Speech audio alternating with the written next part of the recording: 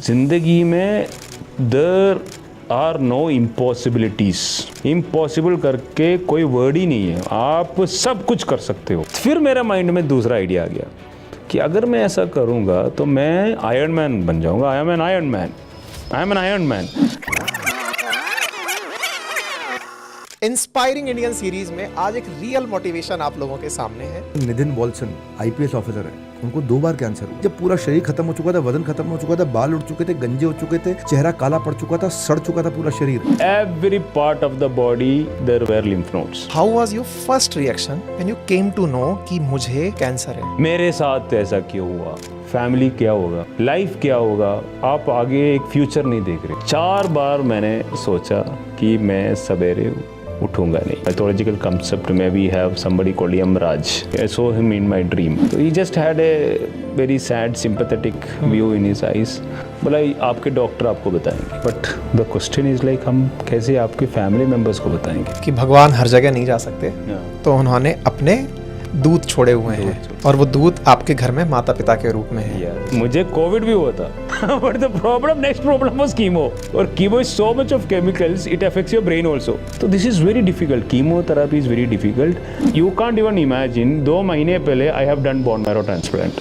104 degree fever थे, मैं लेटा हूँ और दवाई जा रहा है, इट इज़ ए ग्लूकोज।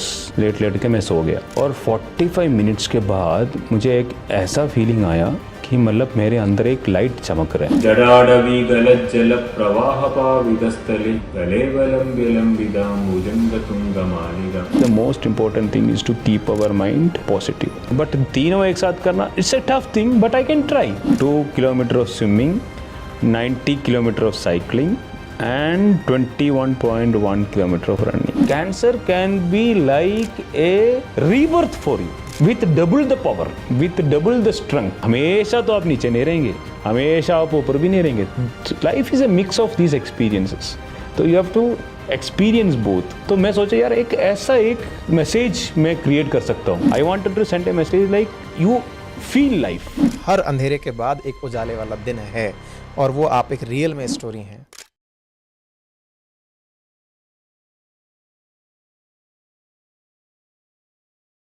नमस्कार साथियों, स्वागत है आप सभी का अंकित इंस्पायर्स इंडिया पर। इंस्पायरिंग इंडियन सीरीज में आज एक रियल मोटिवेशन आप लोगों के सामने है। आज है हमारे साथ नितिन वॉल्सन सर, और आपका जो अचीवमेंट है वही आज की चर्चा का विषय है। पेशे से आप आईपीएस हैं, डीसीपी लगे हुए हैं, 2012 बैच से हैं, अगमुट कैडर में सर्विस देते हैं, लेकिन उनसे भी कहीं ऊपर वो आयरन मैन है। और वो आयरन मैन जो कैंसर से निकलकर आयरन मैन तक की जर्नी किया, यानी cancer man to iron man sir की एक पुस्तक है। आज हमारी चर्चा उनके उस काम से है, कैसे उन्होंने अपने आप को इतनी टिपिकल कंडीशन से बाहर निकालकर यहाँ तक की यात्रा की, क्या उनके लाइफ एक्सपीरियंसेस रहे। जनरली ऐसा देखने को मिलता है कि बहुत से लोग निराशा के दौर में घिर जाते हैं, लगता है कि समय ने उन्हें घेर लिया है, उनके सामने सारे ऑप्शंस बंद हो गए हैं। ऐसे में आज सर की कहानी से आप सीखेंगे कि जब ऑड्स आपके सामने हों तो अपने आप को पॉजिटिव माइंडसेट के साथ दूसरी तरफ ध्यान आकर्षित करके सकारात्मक रवैये से ना केवल लाइफ की लड़ाई जीतनी है बल्कि रियल रोल मॉडल बन के समाज के सामने आना है। तो सर स्वागत है आपका। Thank you thank you thank you. Sir शुरू से शुरू करेंगे हम। आपकी एकेडमिक उपलब्धियां तो साथ में ही हैं, तो चूंकि आपकी इन एकेडमिक उपलब्धियों में मुझे आपके बारे में जानने का, सुनने का, पढ़ने का सौभाग्य मिला कि आप जब सर्विसेज में थे तो सर्विसेज के दौरान आपको एक बहुत ही घातक बीमारी हॉगमैन कैंसर, अगर मैं ठीक से, it's a type of blood cancer, non Hodgkin's lymphoma. Hodgkin's lymphoma, ठीक है। इस बीमारी ने आपको पकड़ा था, आपने उस बीमारी को हराया और हरा करके आज आप टच वुड कि आप स्वस्थ लाइफ जी रहे हैं और बहुत से लोगों को मोटिवेशन दे रहे हैं। यहाँ पे हम पहुँचेंगे, थोड़ा सा ब्रीफ इंट्रो आपकी लाइफ का ले लेते हैं और फिर हम यहाँ पे पहुँचेंगे। आप कहाँ से बिलोंग करते हैं? मैं बेसिकली केरला से हूँ। केरला से हैं, ओके। और इनिशियल एकेडमिक्स? मैं इंजीनियरिंग किया हूँ, BTech engineering from NIT Calicut. मैं डबल मास्टर्स भी हूँ। I have masters degree in psychology from Madras university, masters degree in police management from Osmania university, English जानता हूँ, हिंदी जानता हूँ, मलयालम जानता हूँ, little bit of Arabic because of cancer, and nowadays interested in little bit Sanskrit also. वाह, मुझे ये जानकारी आपके बारे में थी कि आपने अपनी बीमारी के दौर में अरेबिक सीखी थी। Yes, yes. इसके बारे में भी हम जानेंगे, लेकिन सिलसिलेवार तरीके से बढ़ते हुए, तो आप जब सर्विसेज में आए, अगमुट कैडर आपको अलॉट हुआ, और जो लोग नहीं जानते मैं बता दूं कि भारत के अंदर 3 सर्विसेज ऐसी हैं जिन सर्विसेज के लिए आपको कैडर अलॉट होता है, that is IAS, IPS and IFOS, जिसमें आप किसी स्टेट विशेष के साथ जुड़कर सेवाएं देते हैं। आप अगमुट कैडर में थे, जिसमें अरुणाचल प्रदेश, गोवा, मिज़ोरम और यूटीज़, यहाँ आपको सर्विसेज देने का अवसर मिलता है। ऐसे में आप गोवा में भी SP क्राइम ब्रांच रहे हैं, वर्तमान में UT दिल्ली में DCP के पद पर कार्यरत हैं। आगे बढ़ते हैं सर। तो आप जब गोवा पोस्टेड थे, जानकारी के अनुसार आपको उस समय पता चला कि आपको किसी घातक बीमारी ने घेर लिया है। या 2020 में मेरा ट्रांसफ़र हुआ था लक्षद्वीप से गोवा। तो लक्षद्वीप में जाते टाइम, लक्षद्वीप से जब रिलीव होके गोवा जा रहा था, तब से मुझे थोड़ा सा प्रॉब्लम शुरू हुआ था। फिर गोवा जाके ज्वाइन करने के, नवंबर में ज्वाइन किया, दिसंबर, जनवरी, फरवरी में डायग्नोस हुआ, और डायग्नोसिस में एंड में पता चला ये स्टेज 4 कैंसर है। नवंबर में एक पेन से शुरू हुआ था, उस पेन फिर जब तक कीमो स्टार्ट नहीं हुआ वो पेन कंटिन्यू किया। पहले वो चेस्ट में था, फिर थोड़े दिन के बाद फिंगर्स में आ गया, फिर पूरा बॉडी में आ गया, फिर पेन इतना बढ़ते गया कि मैं ऑलमोस्ट 2 महीना में सोया ही नहीं। It was very difficult. So how was your first reaction when you came to know कि मुझे कैंसर है? See, it's funny little bit. मैं खुश भी था और मैं सैड भी था। खुश इसलिए था कि मैंने अपनी जो बॉडी के अंदर जो ये चल रहा है, ये जो मुश्किलें मैं फेस कर रहा था, उसके लिए एक आंसर मिला। अनएक्सप्लेन्ड सिचुएशंस में रहना ह्यूमन बीइंग्स के लिए बहुत डिफ़िकल्ट होता है, और पिछले 2-2.5 महीने से मेरे ज़िंदगी में बहुत सारा पेन हो रहा था, physical pain, sleeplessness, tiredness, weight loss, और मैं सारे बीमारियों का टेस्ट कर रहा हूँ, सब में मैं नेगेटिव निकल के आ रहा हूँ, मुझे कोई बीमारी नहीं है। अंत में ऐसा भी लगना लगा, मुझे सजेशन भी आया, मैं बीमारी को इमेजिन कर रहा हूँ, साइकोलॉजिकल है। तो मुझे लगा कि द प्रॉब्लम तो मेरे अंदर है, तो मुझे मेरे माइंड को ठीक करना चाहिए। तो ऐसा बहुत सारे कंफ्यूजिंग सिचुएशन से जब गुजरा, जब मुझे पता चला इस कारण से आपको हो रहा है, तो मुझे आंसर मिला। एक आंसर मिलने से एक थोड़ा सा खुशी हुआ कि ये इस कारण से मुझे सारे हो रहा था। इट इज़ मेरे अंदर का प्रॉब्लम, मैंने कुछ नहीं किया, ये एक्चुअली मुझे एक बीमारी है उसके कारण। दूसरा ये है कि cancer is a big bad news in everybody's life. तो I am a normal human being, तो मुझे भी जब ये सुनने में आया कि मुझे वो है, तो मैं बहुत शॉक्ड था। सबसे पहले ये होता है कि मुझे क्यों हुआ, वाई मी, अब आगे क्या होगा, फैमिली क्या होगा, लाइफ क्या होगा, मतलब आप आगे एक फ्यूचर नहीं देख रहे हो, ऐसा एक सिचुएशन फील होता है। So that is very difficult, it's very sad, it is very frustrating also. Sir मैं ना इस चीज़ में बीच में एक लाइन ऐड करता हूँ कि हम भी लोगों ने, जो भी इस समय वीडियो को सुन रहे हैं, कुछ ऐसा कि जब आपकी लाइफ की अनसर्टेनिटी आपको पता चले तो कैसा थॉट आता है। मैंने little bit of that feel किया था कोरोना काल में, जब फर्स्ट वेव ऑफ कोरोना हुआ था। उस समय पे लोगों को ये पता नहीं था कि इसका क्या इम्पैक्ट है, किस तरह से लोग जाने वाले हैं।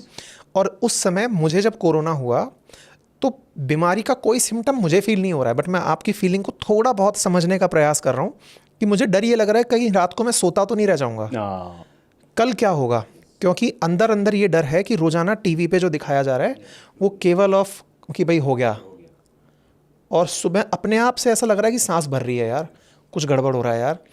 आप तो रियल में उस बीमारी के साथ थे जब आपको ये पता चल रहा है कि ये स्टेज 4 है। नहीं, मुझे कोविड भी हुआ था।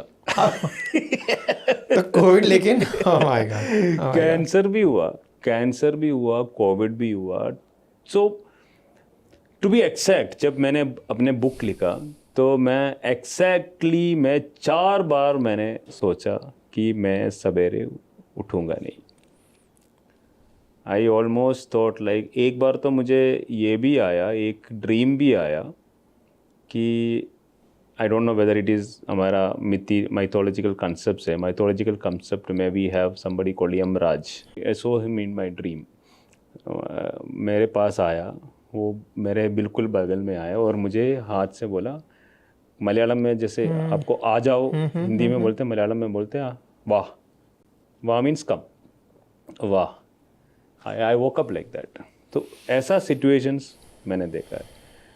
फिर कोविड में मेरा एक्चुअली क्या था कि कैंसर के कारण मैंने वैक्सीनेशन लिया नहीं था। एक ही वैक्सीन हुआ था मेरा, ठीक है, क्योंकि इम्यूनिटी कम होता है। तो उस टाइम एडवाइजेबल ये नहीं था कि कीमोथेरेपी के टाइम वैक्सीन नहीं ले सकता, कीमो के बाद हम वैक्सीन लेंगे। कीमो के बाद होने के बाद मैंने वैक्सीन ली, एक ही वैक्सीन लिया।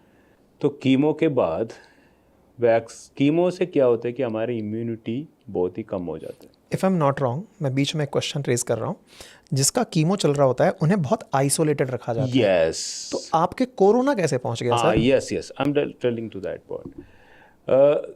कीमोथेरेपी के time I was completely isolated. Chemotherapy के टाइम मैं कम्प्लीटली आइसोलेटेड था, एक रूम में बंद था, ठीक है। 6 महीने ऐसा रहा। 6 महीने के बाद अगस्त में मुझे पेट स्कैन किया। पेट स्कैन करने के बाद मुझे बोला गया कि मतलब अभी आपके बॉडी में कीमो का अच्छा इफेक्ट हुआ है, बट फिर भी एक छोटा चीज़ आपके लेफ्ट लंग में बाकी है जो अभी हमें श्योर नहीं है कि ये कैंसर है कि नहीं। Again uncertainty. बीच में ऑडियंस को एक जानकारी दे दूं, पेट स्कैन आपके शरीर में कुछ केमिकल्स डाल के उनका बॉडी स्कैन किया जाता है और उससे ये जानकारी जुटाई जाती है कि कहाँ कहाँ पर एक तरह से रेडियो एक्टिव सब्सटेंसेस हैं, जिनसे आप ये जानकारी जुटाते हैं कि यहाँ पर कुछ ज़्यादा रिएक्शंस हैं, इसका मतलब यहाँ पर कैंसर सेल्स एक्टिवेटेड हैं। If I am not wrong. Perfectly said. So मेरा जब पेट स्कैन हुआ तो फर्स्ट जब कैंसर के टाइम पेट स्कैन हुआ तो पूरा बॉडी में आपने जैसे बोला रेडियो एक्टिविटी ज़्यादा था, तो फुल बॉडी में स्प्रेड था। कीमो के बाद सिर्फ एक जगह में बाकी था, ठीक है। तो अगस्त में मुझे बोला कि अभी आपको कुछ ट्रीटमेंट नहीं कर पाएंगे, ठीक है। अभी आपने 6 कीमो साइकिल्स किया है और ये अभी श्योर भी नहीं है ये कि कैंसर है कि नहीं, तो हमें थोड़ा सा वेट करके देखना पड़ेगा, ठीक है। तो 3 महीना मुझे नेक्स्ट पेट स्कैन के लिए टाइम, क्योंकि उस पेट स्कैन ऐसा है कि रेडियो एक्टिव है कि बैक टू बैक हम कर नहीं सकते क्योंकि वो इग्नाइट कर देगा बॉडी। 3 महीने के बाद करेंगे। 3 महीने के लिए तो मुझे अंडर वॉच है, मतलब I have to just wait for 3 months to make sure that it is whether it is cancer और नॉट। तो बट 3 महीने में क्या करो, फिर डॉक्टर ने बोला कि you don't have anything else to do, आपको कुछ करने का नहीं, आप जाके ज्वाइन कर लो, अपना ड्यूटी ज्वाइन कर लो। और मुझे भी एक्चुअली ड्यूटी ज्वाइन करना था। 7-8 महीने से रूम के अंदर रहने से मैं भी ज़्यादा फ्रस्ट्रेटेड लगने लग गया था। और कोविड के बाद बच्चों का क्लासेस भी शुरू हो गए थे। तभी डेल्टा वायरस, एक डेल्टा वायरस था, second wave of Covid. Delta virus ने आतंक मचा के सब लोग वैक्सीनेट हुआ था और वैक्सीनेशन से डेल्टा वायरस कम हो रहा था, ठीक है, डेल्टा वायरस की इफेक्ट कम हो रहा था। तभी मैं गोवा ज्वाइन किया। तो अब मैंने बहुत सारा वो जो कोविड प्रोटोकॉल सारे फॉलो की, ठीक है। फिर एक बार मुझे एक्चुअली ये है ना, ये जो अंदर जो पड़ा हुआ है, मैंने पहले भी बोला ना, अनसर्टेनिटी में रहना ह्यूमन बीइंग्स के लिए बहुत मुश्किल होता है। सर का ना प्रोफाइल है पुलिस का, और पुलिस की वर्किंग कल्चर में होता है पहले कारण खोज लो। जैसे इंजीनियर्स के होता है कि ऑब्जेक्टिविटी पता होनी चाहिए, उसके बाद हम सब कर लेंगे। पुलिस में होता है कि पहले पता तो लगाओ कि असली दुश्मन कौन है। जो पुलिस के वर्किंग कल्चर है, जितना मैं अपने साथ वालों के साथ रहा हूँ, यही सीखा है कि हम तमाम परेशानियों में पहले ही ढूंढते, देख वो है, एक बार ये हो गया ना, बाकी प्रॉब्लम रिजॉल्व है भाई, अब पकड़ना है उसको कि वही है, तो इसको पकड़ने का तरीका ढूंढेंगे। तो अब बार बार ये बोल रहे हो ना, बार ये मेरे अंदर ये क्या है, ये क्या है। तो बट डॉक्टर ने मुझे बोला 3 महीना आपको वेट करना है। मेरे से नहीं हो रहा था 3 महीना, मैं पागल हो रहा था कि ये क्या है, कैंसर दोबारा आएगा तो मुझे और ज़्यादा ट्रीटमेंट करना पड़ेगा, लंबा छुट्टी लेना पड़ेगा, बहुत खर्चा और करना पड़ेगा। आई don't no, future became very uncertain. तो मुझे एक्चुअली कंफर्म करना था कि ये वही है। उसमें मैंने एक क्रिएटिव आइडिया निकाला। मैंने क्या बोले, एक डॉक्टर के पास गया, एक हॉस्पिटल में जाके बोला सर मेरा ब्लड टेस्ट करा दो, ठीक है, तो मुझे जस्ट चेक करना है। तो उन्होंने बोला यार 1 महीने के बाद तो तुम्हारा पेट स्कैन होने वाला है, why do you want to do it now. बोला सर प्लीज़ करा दो, मेरे से कंट्रोल नहीं हो रहा है, ठीक है। तो उसमें उन्होंने CT स्कैन भी लिखा था और ये भी लिखा था ब्लड डी। अब ब्लड टेस्ट करते टाइम या CT स्कैन करते टाइम पता नहीं, मैं एक्चुअली मास्क वास्क सारे निकाला, ये निकाला, ठीक है, वो जगह सेंसिटाइज, और जो सैनिटाइज जैसे हॉस्पिटल ना। हाँ। फिर 3 दिन के बाद मुझे ये आ गया, फीवर आ गया। तो मैं 100% श्योर था कोविड नहीं था, चेक किया तो कोविड। और उस टाइम मेरा वैक्सीन एक ही हुआ था और कीमो से मेरा इम्यूनिटी कम भी हुआ था। और जब कोविड होता है, ये डेल्टा कोविड है, ठीक है, कीमोथेरेपी में कम से कम आपके साथ लोग थे। कोविड में आप आइसोलेटेड हो, आपको एक रूम में छोड़ दिया जाता है, सिर्फ वो लोग आता है जो बिल्कुल जैसे लगता है ना चंद्र से आ रहे हैं, मतलब नील आर्मस्ट्रॉन्ग टाइप ना, जो लोग थे पूरा कॉस्मोनेट, और मतलब डॉक्टर्स और नर्सेस पूरा कवर हो गए, उनके फेस भी नहीं दिखता, एस्ट्रोनॉट्स। हाँ एस्ट्रोनॉट्स टाइप वो लोग आते हैं, ठीक है। तो 3-4 दिन फीवर बढ़ रहा है, फीवर कम नहीं हो रहा है, फिर this is the 4th time I think I thought कि यार मेरा होने वाला है, ठीक है। बट उस टाइम तक एक्चुअली हमारे कंट्री ने बहुत आगे बढ़ा हुआ था कोविड में, कैसे उनको रोकना है। We had made lot of progress, vaccine तो हमने निकाला था, और ऐसे सिचुएशंस में लोगों को कैसे निकालना वो भी अभी बहुत सारा रिसर्च हो रहा था। तब डॉक्टर्स ने मुझे आके बोला एक कॉकटेल है, कॉकटेल मतलब दो तीन दवाइयों का मिक्सर है, आप इसको एक बार ट्राई कर लो। मतलब इट इज़ अभी तक जितने लोगों को हमने किया है वो पॉजिटिव आया, but it is not completely tested. You will be like a subject, test subject, और आपको ये वॉलंटरीली आपको एग्री करना पड़ेगा कि मैं इसमें ये दवाई लेने के लिए रेडी हूँ। बट दूसरे दवाई में ऐसा लिख के देना नहीं पड़ता है, वो डॉक्टर खुद बताता है, ठीक है। तो मेरे पास ऑप्शन नहीं था, मैंने वाइफ से बात की, उन्होंने बोला यार डॉक्टर से बात कर लो। मैं अपने डॉक्टर से बात की, डॉक्टर ने बोला you try it, you don't have an option, because doctor ये बोल रहे हैं कि 5 दिन के बाद अगर आपने ये दवाई नहीं ली तो आप नेक्स्ट स्टेज जाने वाले हो।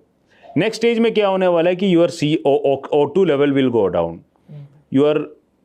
ये कोविड में भी 2 स्टेजेस है। फर्स्ट स्टेजेस होता है बहुत फीवर, सेकंड स्टेज में होता है फिर आपकी ऑक्सीजन लेवल जाना, फिर वो सब हो जाता है, then there is a problem of cardiac arrest और very serious pneumonia, and it might become fatal also. तो डॉक्टर ने बोला अगर 5 दिन के बाद अगर ये कॉकटेल है तो उसका कोई असर नहीं है, आपको करना है पहले 5 डेज के अंदर, and the decision 3rd evening को बोल रहे हैं, 4th डे को मुझे लेना है, 1 दिन है। तो मैं बोला यार ले लो आप कर लो, ठीक है। मैं फिर रात को, मैं शाम को टाइम था, फीवर 104 डिग्री था। This is one of the best experience in my life. 104 degree fever थे, मैं लेटा हूँ, ठीक है, और दवाई जा रहा है, इट इज़ ए ग्लूकोस का जैसे वो पाउच में वो दवाई ऐसे मेरे हाथ में ऐसे वेन्स में इंट्रावीनल होता है, ऐसे जा रहा है, ठीक है। मैं लेटा हूँ, लेट के मैं सो गया। और 45 मिनट्स के बाद मुझे एक ऐसा फीलिंग आया कि मतलब मेरे अंदर एक लाइट चमक रहा है और मेरा पूरा चेस्ट को क्लीन कर रहे हैं। अडवी गलत जल प्रवाह पावितस्थले गले वलंबिदाम्बुजं गतुंगमालिगा डमड्डमड्डमड्डमं निनादवड्डमर्यय चकार चंद तांडव तनोदुन शिवम। मतलब that was real divine feeling, godliness बोल सकते हैं, गॉडलीनेस। और आई जस्ट फेल्ट लाइक, मतलब आई वॉज सो एक्साइटेड, मैं ऐसे उठ गया, आई वॉज वेरी टायर्ड, कोविड से बहुत थक जाता है। और जैसे ही वो क्लियर हो गया, मैं बोला it's clear, I feel so good. मैं बोला इमीडिएटली डॉक्टर आया, टेम्परेचर देखा 101 डिग्री, मतलब 104 डिग्री 3 डिग्री था, इमीडिएटली 100 और 101 के बीच में। और 3 घंटे के बाद देखा तो वो भी नहीं था। मतलब it was the best feeling I have ever had. तो मैंने कोविड से मतलब बिल्कुल क्लियर हो गया। फिर 3 दिन के बाद उन्होंने फिर भी क्वारंटाइन में रखा, but it was the best feeling. हम कोरोना के चलते आपकी कहानी में कैंसर वाला पार्ट स्किप कर गए, मैं वापस से वहीं पहुंचता हूँ। आपको जब फर्स्ट टाइम डायग्नोस हुआ तो मैं जितना पढ़ रहा था इस बीमारी के बारे में, इसमें लिम्फ बनते हैं, if I am not wrong, yes. है ना? तो आप वाला जो बीमारी जो कैंसर डायग्नोस हुआ उसमें कहाँ लिम्फ्स आपको दिखाई दिए? यस मेरे बॉडी में every part of the body there were lymph nodes. मेरे नी से यहाँ से ऊपर पूरा और यहाँ से नीचे पूरा, यहाँ से राइट साइड, इनफैक्ट यहाँ भी थे, यहाँ से राइट साइड और यहाँ से लेफ्ट साइड, सारे बॉडी में फैला हुआ था। अब मैं ऑडियंस को एक चीज़ बता दूं कि आप में से बहुत सारे लिसनर्स ऐसे होंगे जिनके शरीर में भी, जैसे मेरे पर्सनली खुद के हाथ पे यहाँ पे फैट बॉल्स हैं, और जनरली मेल्स में ये फैट बॉल्स पाई जाती हैं, जो कि स्किन की सबसे ऊपर वाली जो लेयर है जिसके जस्ट नीचे फैट जमी हुई है वो बॉल्स के रूप में जम जाती है। कुछ वैसी बॉल्स पूरे शरीर में ऑब्जर्व हो रही थी। Am I not? Am I right? हाँ, फैट बॉल्स सर थोड़ा डिफरेंट है, थोड़ा डिफरेंट है, नोड्स हैं। ये नोड्स है। तो जब मैंने स्कैन किया तो मेरा थाइज में थे, ग्रोइन एरिया में थे, मेरा किडनी में थे, मेरा इंटेस्टाइन में थे, स्टोमक में थे, लंग्स में थे, मेरा नेक में थे, टॉन्सिल्स में थे, शोल्डर्स में थे, यहाँ पे एटलीस्ट, यहाँ पे मतलब अंदर नहीं गया, यहाँ पे फ्रॉम हियर इट स्टार्टेड, यहाँ पे एक बल्क थे और विजिबल थे। हाँ, दैट वाज विजिबल और टच, मतलब फील भी कर सकते थे। तो ऐसा देखा जाए तो पूरा बॉडी में स्प्रेड थे। बट मुझे जानकारी मिली कि इसमें दर्द नहीं होता है। No no no, mine was very painful. Mine, I don't know why, even doctors ने भी मुझे पूछा कि मतलब वाई इज इट पेनफुल। मैं बोला सर मुझे पता नहीं। डॉक्टर ने बोले जनरली ये पेनफुल नहीं होता, but mine was very very painful, very painful, मतलब intensely painful. From stage 1? I don't know, मुझे नवंबर से पेन स्टार्ट हुआ। नवंबर 2020? नवंबर 2020। ओके। फरवरी 2021 में मैंने पहला कीमो लिया, ना फरवरी 17 के आसपास। तब तक ये पेन थे, और कीमो के बाद पेन सारे, कैंसर की जो पेन थे वो सारे चले गए। तो जब आपको फर्स्ट टाइम डायग्नोस हुआ, हाँ, तो आप जब गए मालूम कराने, तो आपने कहा कि मुझे पता नहीं ऐसा क्यों हो रहा है, लोगों ने साइकोलॉजिकल बोल दिया, लेकिन आपने किस तरह से इसको ओवरकम किया कि नहीं ये साइकोलॉजिकल नहीं है, कुछ गड़बड़ है? ये आपको कैसे सबसे ये पहले एक्चुअली कैसा लगा कि पहले तो मैंने साइकोलॉजिकल सुना था, ठीक है, तो फिर एक्चुअली क्या हुआ कि मतलब रात को इतना पेन हो रहा था कि मैं रोना शुरू हो गया। अब मैंने डॉक्टर को फ़ोन की, ठीक है, तो बोला, तो there was the response was like, मतलब he is a nice doctor but he was convinced. तो उन्होंने बोला कि आप इमेजिन ही कर रहे हो। तो मेरे माइंड में ये सवाल आया कि समबडी, मैं क्यों, मतलब मैं क्यों इमेजिन करूं कि मुझे इतना पेन है कि मैं रोते रोते रोते रोते रह जाऊं। मुझे जानकारी मिली कि आप पेन में अपने आप को काट रहे थे। हाँ, मतलब yes, it was very difficult, मतलब वेरी डिफिकल्ट, मतलब आई वॉज क्राइंग, और मैं एक्चुअली वो कपड़ा मेरे मुंह के अंदर डाल रहा था कि बोला मैं ऐसा सा के रह जाऊँ। तो मेरी वाइफ ने बोला यार you call the your friend in Kerala, ठीक है। तो मैंने उनको फ़ोन की, तो बोला यार तुम एक बार आ जाओ, ठीक है। फिर वहाँ पे गया, so then pain killers and all were given. Pain killers और ये लेने के बाद थोड़ा रिलैक्स हुआ। फिर मैं सोचा यार ये हो सकता है, बट वो जो डॉक्टर था वो थोड़ा सीरियस थे। उन्होंने बोला ऐसा हो ही नहीं सकता, we have to do little bit of research, ठीक है। फिर बाद में जब थोड़ा स्कैन वैन किया तो इनिशियली सोचा आर्थराइटिस है, भाई फैमिली में आर्थराइटिस का कैंसर की टाइप सब बारे में कोई सोच ही नहीं रहा था।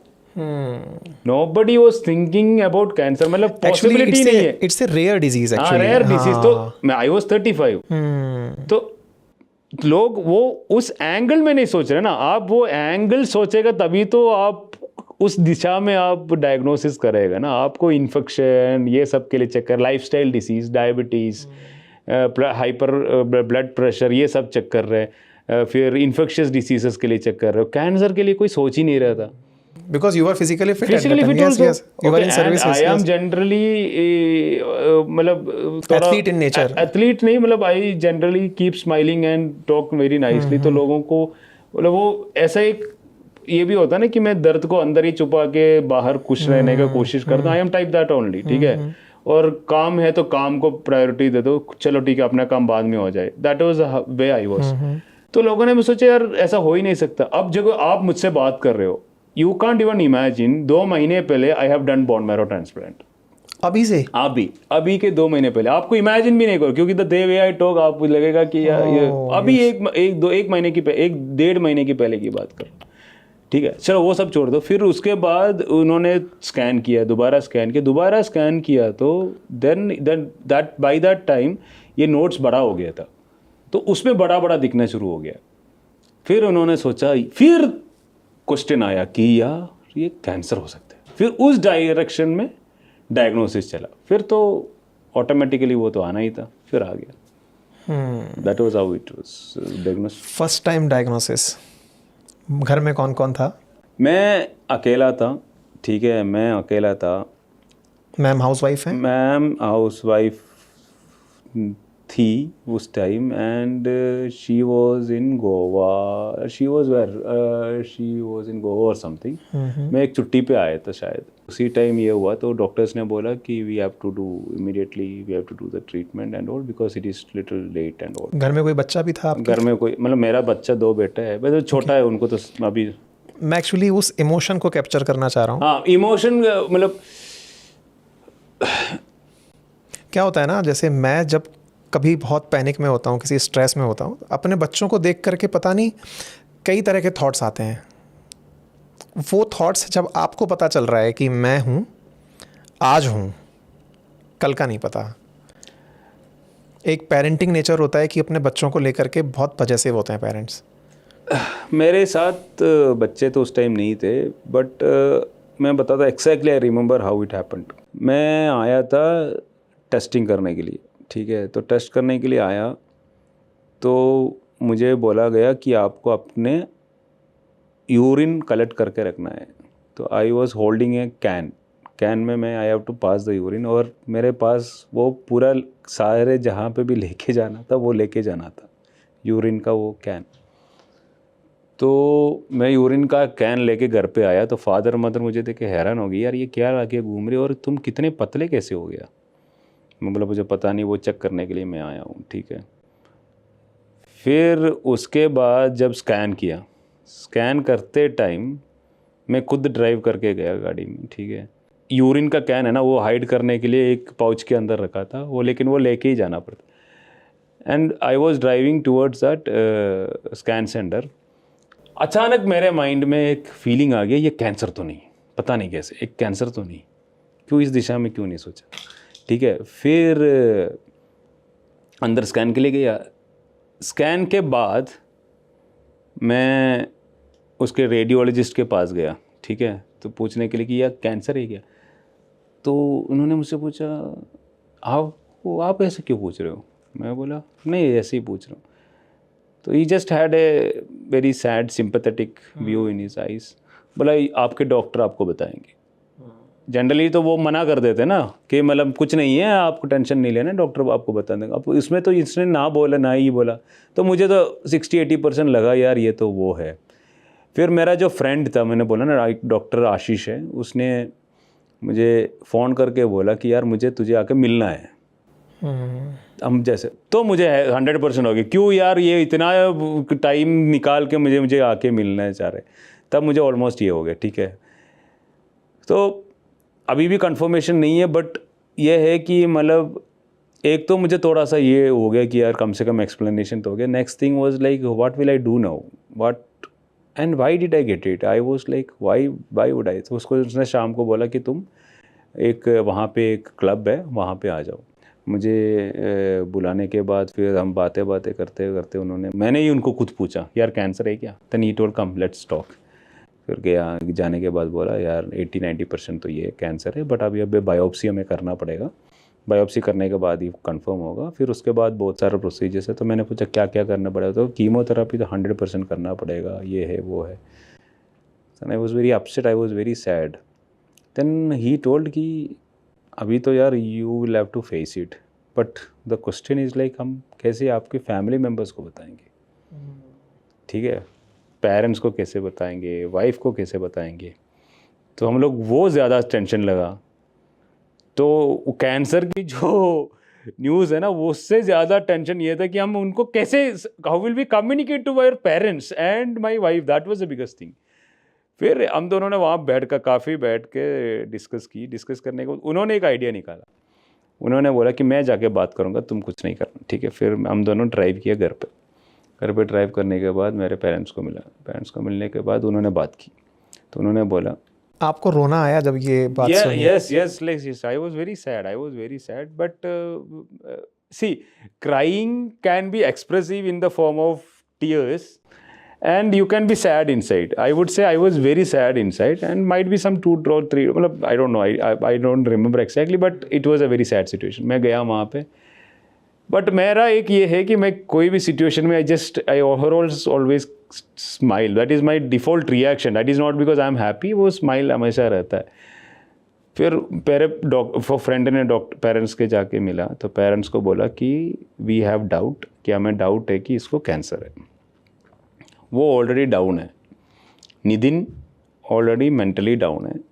अगर आप लोग भी डाउन हो जाएगा तो नितिन को ख्याल रखने के लिए कोई नहीं रहेगा, तो आपको इस बार स्ट्रॉन्ग रहना पड़ेगा. And that trick worked, and my parents became very strong. हाँ यार, ये ऑलरेडी इसके साथ रहना चाहिए हमें, and that trick worked. Same trick he applied on my, trick नहीं बोल सकता, reverse therapy he applied on my wife also. Through out the treatment they remain strong. और मुझे अभी भी याद है, entire treatment they didn't cry. Entire sir, मतलब let me finish.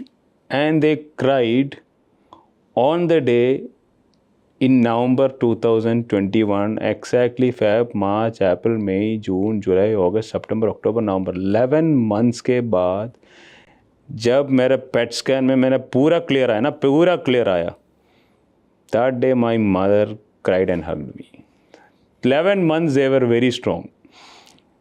And I conveyed to my wife also, and I could hear her crying.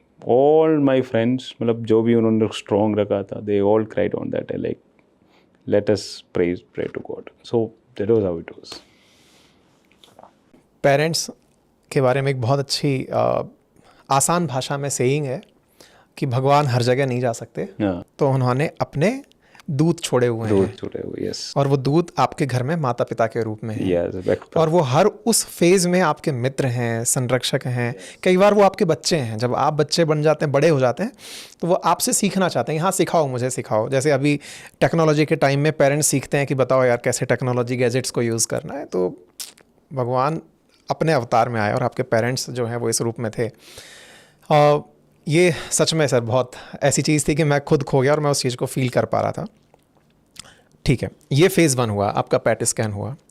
Chemotherapy के बारे में थोड़ा सा हम डिटेलिंग इसलिए जानेंगे सर, क्योंकि बहुत से लोग अपने पेरेंट्स, अपने घर वालों के बीच में इस तरह की चेतना से युक्त रहें. कीमोथेरेपी जस्ट एक वर्ड के रूप में ना रहे, उसके एक्सपीरियंसेस भी लोगों को पता रहें. एक्सपीरियंसेस इसलिए क्योंकि आदमी को कहते हैं अपने बालों से बहुत प्यार होता है. आपके बाल टचवुड अभी वापस आ गया. हाँ एग्जैक्टली. लेकिन कीमो में बाल पूरी तरह चले जाते हैं. Yeah. How was that experience? I would say experience varies with men and women. Ladies को जेंट से ज़्यादा बालों से प्यार होता है मेरे हिसाब से, तो लेडीज़ के लिए ज़्यादा डिप्रेसिव होता है. I think so. मेरे भी थोड़ा सा डिप्रेसिव होता है कि अब मेरा तो ठीक ठाक बाल था, मेरा बाल भी उड़ गया. बट एट दैट टाइम बाल तो प्रायोरिटी नहीं है. समटाइम्स आपकी life is in question danger, and when you have a bigger problem, then छोटा प्रॉब्लम तो बिग नहीं होता ना उस टाइम. तो उस टाइम तो बड़ा प्रॉब्लम तो कैंसर था. तो कीमोथेरापी स्टार्ट होता है. कीमोथेरापी में क्या होता है? Chemotherapy is basically therapy with chemicals. हर कैंसर का अलग अलग कीमोथेरापी होता है. डिफरेंट टाइप्स ऑफ कैंसर है. ब्लड कैंसर में भी कम से कम 100 वेराइटीज़ है. ब्लड कैंसर में ब्रॉडली लुकीमिया है, लिम्फोमा है, अमीनिया एंड ऐसा कुछ है, वो भी है. और दूसरा then lung cancer, pancreatic cancer, mouth cancer, brain tumour, you take any organ, breast cancer, skin prostate cancer, cancer, skin cancer, every cancer. And for every cancer the treatment is different. और majority of the cancer में chemotherapy से treatment. Chemotherapy में chemicals combine करके आपकी body के अंदर डाल देता है. वो केमिकल जाके कैंसर को मारता है. बट कीमोथेरापी में एक प्रॉब्लम ये है कि कीमोथेरापी ब्लड में केमिकल्स डालते हैं, वो ब्लड के थ्रू पूरा बॉडी में जाता है और उनका टारगेट रहता है कैंसर. बट वो अननोइंगली दूसरे बॉडी Healthy cells को भी। हेल्दी सेल्स को भी टारगेट करता है। तो फास्ट रिप्रोड्यूसिंग जो सेल्स है उनको टारगेट करते हैं। फास्ट रिप्रोड्यूसिंग सेल्स हमारा माइंड बॉडी में क्या क्या होता है, एक तो नेल्स है वो रिप्रोड्यूसिंग है, ठीक है। फिर आपका फूड पाइप का वो है, फूड पाइप, टंग, टेस्ट बड्स, हेयर फॉलिकल्स, ठीक है। तो इसके कारण क्या होता है, यहाँ सारे जगह जाके ये अटैक करता है। तो आपकी फूड पाइप को म्यूकोसाइटिस हो जाता है, यहाँ पे पूरा डैमेज हो जाता है। It is very difficult for you to taste and eat food, ठीक है। और नोसिया, वोमिटिंग भी आता है। स्टमक की इन लाइनिंग ना वहाँ पे भी गड़बड़ होता है, तो उससे वोमिटिंग आता है। फिर टेस्ट नहीं होता, टेस्ट बड्स आर डिस्ट्रॉयड। फिर स्लोली आपकी बाल भी निकलना। तो कीमोथेरेपी से डिसीज का सिम्टम चले जाते हैं। मेरा जो डिसीज में पेन था, पेन चले गया, इमीडिएटली पेन चले गया। But the problem, next problem was chemo. और chemo is so much of chemicals, it affects your brain also. आपका ना मूड भी बहुत मूडी होता है। फिर एक तो आपकी इम्यूनिटी बहुत कम हो जाता है। इम्यूनिटी बहुत कम हो जाता है तो आपको तो एक रूम में बंद भी कर देते हैं, ठीक है। You can't interact much with the people, ठीक है। तो पहले मेरे बच्चों को तो छोड़ दी मेरी वाइफ की कर, ठीक है। बच्चे इंटरेक्ट नहीं कर पाए, बच्चे तो इन्फेक्शन मतलब बाहर खेल के इन्फेक्शन लेके आएंगे, उनको ज़्यादा कुछ, तो उनको छोड़ दी। फिर मैं अकेलापन बहुत कहना पड़ा। तो कीमोथेरापी एक्चुअली इसमें क्या होता है कि कीमोथेरापी में आपको खाने का मन नहीं होता है, नोसिया लगता है, वोमिटिंग लगता है, वो हिकअप्स भी इतना होता है, हिकअप्स बोलते वो उसको हिचके इतना खतरनाक होता है कि ऐसा लगता है कि आपके पूरे बॉडी के अंदर बाहर जा रहा है। इतना मतलब इट्स वेरी डिफिकल्ट। समटाइम्स मैं फर्स्ट फ्लोर में रहता था, मेरे ग्राउंड फ्लोर से फादर मदर भाग के आते थे, ये क्या हो रहा है साउंड सुन के, मतलब। तो ऐसा बहुत सारे ये होते हैं। And every day you have to drink close to 5-6 litres of water chemo को फ्लश करने के लिए। And you are lonely also. और वो सवाल बार बार आ जाता है कि यार मेरे साथ ऐसा किया हुआ, मैंने क्या गड़बड़ की, मैं क्या करूँगा, मैं कितनी। तो this is very difficult. Chemotherapy is very difficult. But chemotherapy से एक ये होता है कि 80-90% सारे ट्रीटमेंट हो जाते हैं, सारे ट्रीट हो जाते हैं। तो कीमोथेरापी में एक ये सबसे इम्पोर्टेंट चीज़ है कि कीमोथेरापी को इफ़ेक्ट रखने के लिए our mind should remain positive.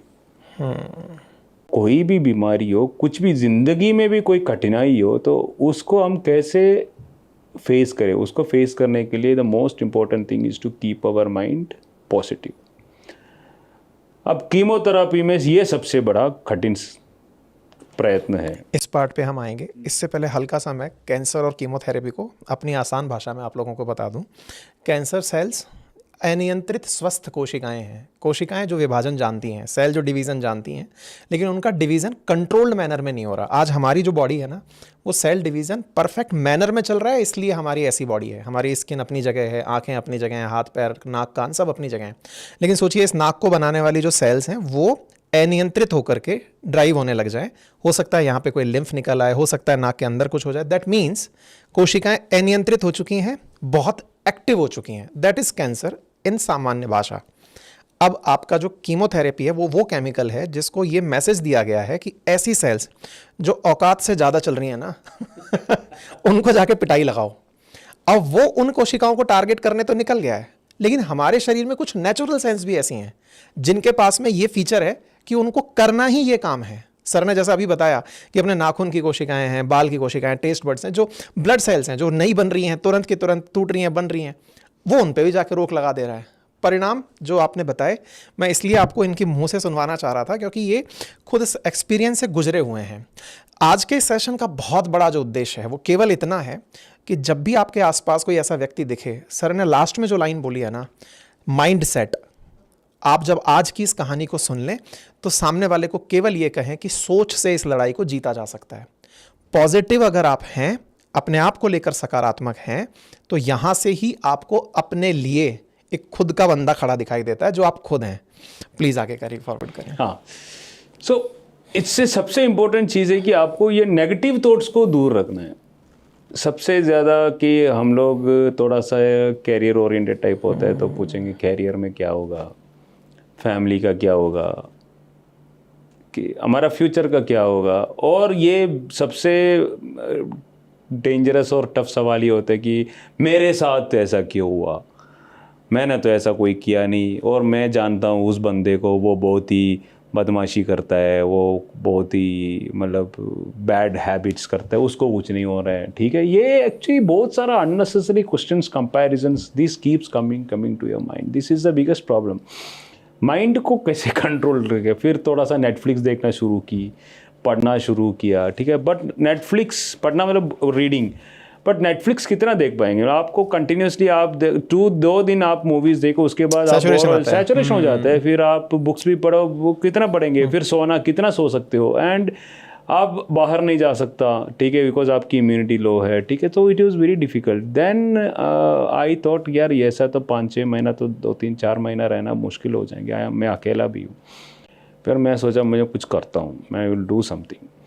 तो अब ये तो पैशन तो नहीं बोल सकता, लेकिन आई was very good in studies. मुझे पढ़ना बहुत अच्छा, पढ़ना मतलब not reading, study, learn something. तो मैं सोचा कि मतलब इट वॉज अ मिस्टेक, मेरा नॉलेज इग्नोरेंस भी बोल सकता है। तो मैंने सोचा कि उस टाइम IB एंड RNW करके सेंट्रल एजेंसीज है, IB एंड RNW में पोस्टिंग के लिए अरबिक लैंग्वेज सीखने से कुछ फ़ायदा हो जाएंगे कि मतलब कोई लैंग्वेज लिस्ट में जॉब मिलेगी। मतलब कोई कुछ ऐसा, मतलब कुछ it's a good thing to learn a new language. तो अगर कुछ कंपैरिजन चले तो यार इसको अरबिक लैंग्वेज फ्रेम में आ रहे थे। somewhere I can just go into that and मतलब that was the reason, one reason, and so मैं सोचा मैं अरबिक सीख लेता हूँ। तो then I started learning Arabic, so and it is a very beautiful language, ठीक है। And it is very interesting also the way it is written right from right to left, ठीक है। फिर मैं एक टीचर ऑनलाइन हायर किया, तो she started teaching me Arabic. फिर मैंने अरबिक पढ़ना शुरू किया। फिर मैंने एक सोचा कि मेरे बेटे को मलयालम ज़्यादा जानता नहीं, इज़ इन गोवा, तो मैंने उसको थोड़ा सा मलयालम सिखाना शुरू किया। फिर दोपहर में सो जाते थे। दोपहर में खाना खाने के बाद, सोने के बाद क्या होता है कि दोपहर में ज़्यादा सो गया तो रात को नींद नहीं आता, क्योंकि वर्कआउट कुछ है नहीं ना। फिर अगर दोपहर में अब मैंने दोपहर में सोना नहीं है, इसलिए मैंने क्या किया, एक दूसरा टसर को भी क्लास लगा दी। मैंने मेरा पनिशमेंट करने टाइप मैंने 3 बजे क्लास लगाया, 3 से 4। तो सुबह 8 से 9 बजे क्लास, फिर दोपहर में 3 से 4 एक क्लास, 2 अरबिक क्लास। इन दोनों के असाइनमेंट होता है कि आप एक स्टोरी हिंदी में अरबिक में ट्रांसलेट करो, अरबिक का ट्रांसलेशन दे दो, अरबिक की सब, तो वो असाइनमेंट्स भी मिलना शुरू हो गया। Then my system become discipline. सवेरे 5 बजे उठा, थोड़ा अरबिक पढ़ लिया, क्लास अटेंड कर लिया, बच्चे को थोड़ा सिखा दिया, फिर खाना खाया, 10 मिनट का पावर नैप लिया, ज़्यादा लंबा नहीं सोया, 10 मिनट की पावर नैप लिया, 3 बजे से 4-4:30 बजे तक नेक्स्ट क्लास अटेंड कर लिया। फिर थोड़ा सा चाय पी लिया, चाय पीने के बाद थोड़ा टहला, स्क्रॉल किया, अगेन स्टार्ट स्टडीइंग, बिकॉज कल के लिए टारगेट है, बहुत सारा असाइनमेंट है। तो ऐसा I got my self engaged. तो आपने पॉजिटिव, यस। उसमें एक एडवांटेज ये भी हो गया कि एक तो मेरा माइंड का सारे नेगेटिव थॉट्स रोका, ठीक है। आई बिकेम पॉजिटिव, मतलब पॉजिटिव नहीं बोल सकता, I stopped negative thoughts. Stopping negative thoughts and positive is different. Stopped negative thoughts and second is like I am doing something good. Learning कुछ भी हो, learning is always beneficial, knowledge is the best power, ऐसा कुछ एक saying भी है। तो it is like I am learning a new subject. By the time I finish my treatment I could write Arabic very fast, just like English में लिख सकते थे, very fast, and I could read also. और थोड़ा सा बोलना भी मैंने शुरू किया था। फिर मैंने ट्रीटमेंट के बाद भी 1 साल कंटिन्यूस पढ़ता भी रहा, because I fail in love with that language also, ठीक है। बट फिर बाद में जब आयरन मैन ट्रेनिंग थोड़ा ज़्यादा हो गया, then I had to stop it. अब हम आयरन मैन में शिफ्ट करते हैं। तो ये कैंसर मैन की जर्नी आयरन मैन में शिफ्ट होती है। तो what was that turning point? Yes, turning point was like, मैं हल्के में एक बार आयरन मैन और समझा देता हूँ। प्लीज। हम लोग दौड़ने के लिए 21 किलोमीटर 42 किलोमीटर की मैराथन सुनते आए हैं। आजकल थन से काफ़ी सारे वर्ड जुड़े हुए हैं, साइक्लोथॉन, मैराथन, है ना। और ऐसे ही हैकाथॉन, जो लोग टेक्नोलॉजी पे काम कर रहे हैं, लैपटॉप्स पे काम कर रहे हैं। तो दौड़ने के लिए मैराथन हुआ, साइकिल के लिए साइक्लोथॉन हुआ। तो दौड़ने वाली एक्सरसाइज, साइकिल से होने वाली एक्सरसाइज और स्विमिंग, इन तीनों को मिला करके एक कंपटीशन है जिसको ट्राइक्लोथॉन कहते हैं। और triathlon competition is required for iron man. आप 70.3 सही हूँ मैं माइल्स 70.3 माइल्स की ट्राइक्लोथॉन कंप्लीट करके आयरन मैन बने। 113.6 किलोमीटर्स 113.6 किलोमीटर और कितने घंटे में? 8 hours 8 hours 2 kilometer of swimming 90 kilometer of cycling and 21.1 kilometer of running. Please बताएं आप। I don't know whether this is correct or not. जब हम लाइफ में बहुत ही नीचे एक सिचुएशन में चले जाते हैं, ठीक है, एंड उसमें सबसे वर्स्ट जो आपकी ज़िंदगी में जो हो सकता है, it is end of your life and your life is not ending and you decided I can't end my life. I had a choice, ठीक है, and I chose to live. When I chose to live, my urge to live was such that कि मुझे वापस आना है, I have to come very positively. I came back to life, I started working. तो मैं सोचा कि सबसे बड़े मुश्किल ये हो गया कि मेरा ट्रीटमेंट में स्टेरॉइड्स बहुत होते थे। स्टेरॉइड्स का असर क्या होता है कि बॉडी वेट बहुत गेन होता है स्टेरॉइड्स, और फिर उसके बाद कोविड के ट्रीटमेंट में भी बहुत ज़्यादा वेट गेन हो गया। तो मेरा वेट बहुत ज़्यादा हो गया। तो मेरा वेट ऐसा हो गया कि मेरे पेट यहाँ से निकल के आ गया। तो एक बार मेरी बेटी मेरे पेट को बोलते पापा की गोद, पापा की टम्मी में बच्चा है। तो इतना बड़ा हो गया। तो मुझे बहुत अजीब सा लगता था थोड़ा सा। I am little bit of conscious on my appearance also. और वर्दी में थोड़ा सा मुझे लगता है कि फिट भी दिखना चाहिए, and that is how we are trained also. और एक जनरल परसेप्शन भी होता है कि मतलब fit is always like fit is fine. तो मैं सोचा पहले I will do some marathon, plan for marathon 42 kilometre 21 kilometre के लिए प्लान करूँगा। तो फिर बट ये सोचा कि यार ज़्यादा मैराथन करेगा तो नीज़ के लिए प्रॉब्लम हो जाएंगे एंड मेरी body weight is so high. That is when one of my inspectors came and told me, sir there is something called iron man, you can try for iron man. तो मैं iron man ये क्या होता है? मैंने सोचा Amazon नहीं है, एवेंजर्स के एक आयरन मैन है, वो तो नहीं फिल्म में जो इसमें हाथों में वो भी है, ये क्या होता है आयरन मैन? फिर उन्होंने बोला सर इसमें स्विमिंग भी होता है, रनिंग भी होता है, साइकिलिंग भी होता है। उसमें सबसे बड़ा एडवांटेज ये होता है कि आपको स्विमिंग करना है अल्टरनेट डेज में, मतलब ट्रेनिंग में। और इसलिए ये होता है कि मतलब जो भी साइकिलिंग और रनिंग से जो भी दर्द वर्द ये हो जाता है तो वो स्विमिंग में चले जाता है। Swimming is like a very relaxed physio exercise. बहुत सारे ऑर्थोपेडिक प्रॉब्लम्स के लिए भी swimming is given as a physio exercise.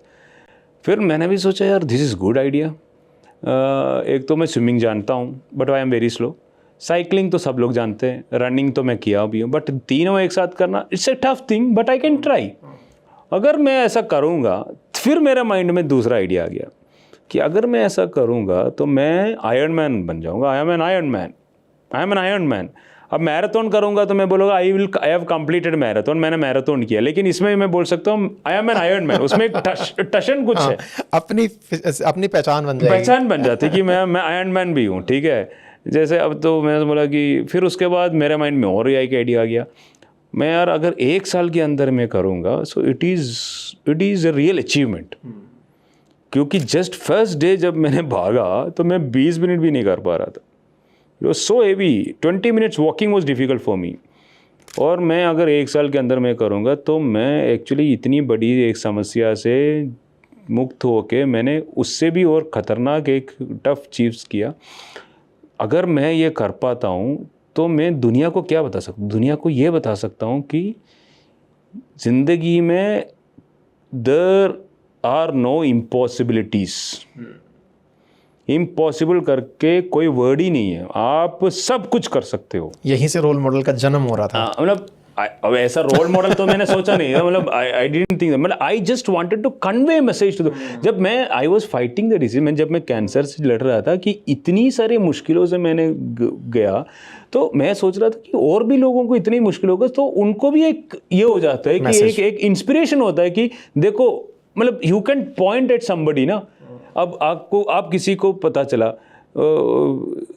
यार कैंसर हुआ, ठीक है, somebody is telling you यार मैं कैंसर, तो आप बोल सकते हैं ना यार टेंशन नहीं लेने का। एक आईपीएस ऑफिसर था, स्टेज 4 कैंसर था, उसने स्टेज 4 कैंसर करने के 1 साल के बाद आयरन मैन भी किया, तुम भी निकल के आ जाएंगे, तुम भी बढ़िया करेगा। तो मैं सोचा यार एक मैसेज मैं क्रिएट कर सकता हूँ, और ये मैसेज हुआ भी। लास्ट टाइम जब हम विवेक बिंद्रा जी के पॉडकास्ट में थे, उन्होंने इन पॉडकास्ट आपका यही जिक्र किया। हाँ, कि मतलब this is what I wanted to say, मतलब somebody is there, मतलब there are people who have come out of cancer, ऐसा बहुत सारे लोगों ने कैंसर से मुक्त होकर आए, लेकिन मैं ये मैसेज देना चाहता था कि कैंसर से मुक्त होने के बाद आप उससे भी बेटर चीज कर सकते थे जो आप पहले कभी नहीं सोचा सकते। मतलब cancer can be like A rebirth for you with double the power, with double the strength. That was my message. मतलब it is not an end or it is not a stop. It is a just a curve. आप बहुत speed में या slow में गाड़ी चला रहा था, अचानक आपके रोड में कर्व आ गया, तो आपने क्या किया? स्लो किया, थोड़ा सा स्लो होकर बेंड किया, फिर दोबारा आपने क्या किया? झक एक्सीलरेटर चलाया और दौड़ा। That was the message I wanted to say. मतलब आप कुछ भी डिफिकल्टी फेस कर रहे हैं, आपको मतलब it is never going to be like that. जैसे आजकल मैं न्यूज़ पढ़ता हूँ कि somebody did a suicide and all. Sometimes your mind tries to control. आप थोड़ा देर होल्ड करो, पेशेंस रखो, उससे निकल के आप और भी बेटर चीज़ कर सकते हो। मतलब ज़िंदगी में, मतलब जब साइकिलिंग हम करते हैं, साइकिल में क्या होता है ना कि ऐसा एक ये होता है, डाउन होता है, ठीक है। अब इस डाउन में साइकिल इतना तेज़ भागता है ना, 50 किलोमीटर पर आवर में स्पीड में साइकिल भागते हैं, बट प्रॉब्लम क्या है ना, जब वापस आता है ना, वो 50 किलोमीटर में 5 किलोमीटर पर आवर भी नहीं दिखता। तो लाइफ भी ऐसे ही है, अगर आपने पहले ऊंचाई देखा है तो वो फिर नीचे जाना ही है, अगर आप नीचे गया हुई हो तो ऊपर जाना ही है। तो ऐसा नहीं कि हमेशा तो आप नीचे नहीं रहेंगे, हमेशा आप ऊपर भी नहीं रहेंगे। Life is a mix of these experiences, तो you have to experience both, ठीक है। And I wanted to send a message like you feel life, that is what I wanted to say. Wow, real inspiring Indian series में ये story बहुत काम आने वाली है। आप लोगों को जब जब लो फील हो, इसे लूप में लगा के सुनना। जो लास्ट में मैसेज है ना कि हमारी लाइफ में अप्स एंड डाउन्स आते रहेंगे, लेकिन जब डाउन्स हों तो समझिए अप्स भी आने वाले हैं। हर अंधेरे के बाद एक उजाले वाला दिन है, और वो आप एक रियल में स्टोरी हैं। सर, मुझे आपसे आज इसी सेंस में बात करनी थी और मुझे बहुत अच्छा मैसेज मिला है। हमारे ऑडियंस के लिए कोई संदेश? Yes, I tell everyone the same thing, never ever give up. मतलब ऐसा मौका तो आपकी ज़िंदगी में ज़रूर आएगा कि आपको लगे कि मतलब मेरे आगे कुछ नहीं है, अब मुझे जीवन में जीवित रहने से कोई फ़ायदा नहीं है, ना मुझे कोई चाहता है, ना मुझे अपने आप को चाहता है, ना nobody wants me, there is no point in living. Please don't stop that. You might be nothing for you, but for a lot of people you might be the entire world. और ये जो सोच है, it is आपकी mind ने create किया, उसको change करो, ठीक है। थोड़ा सा पेशेंस रखो, 1 महीने 2 महीने में सब ठीक हो जाएंगे और आपके अच्छा दिन आने वाले। सबसे ख़राब सिचुएशन की मतलब ये होता है कि नेगेटिविटी के सबसे लोवेस्ट पॉइंट में आ गया, अब इससे नीचे और नहीं जाना है, आपकी ज़िंदगी में पॉजिटिविटी आने वाला है। तो डोंट एवर गिव अप। हो सकता है कि दुनिया के लिए आप अपने आप को कुछ ना समझें, लेकिन किसी की आप दुनिया हो सकते हैं। This is the true story. Sir ने अपने ये सारे जज्बात अपनी एक पुस्तक में भी लिखे हैं, that is cancer man to iron man. I recommend you कि अगर मौका मिले तो इन एक्सपीरियंसेस को लाइंस में भी पढ़कर आप देखें। फ़िलहाल के लिए इतना ही। अपना ख्याल रखें और हमें ज़्यादा से ज़्यादा लोगों तक पहुंचाएं ताकि ऐसी इंस्पायरिंग स्टोरीज़ आप सबको यूं ही मिलती रहें। Thank you so much, thank you so much sir. Thank you.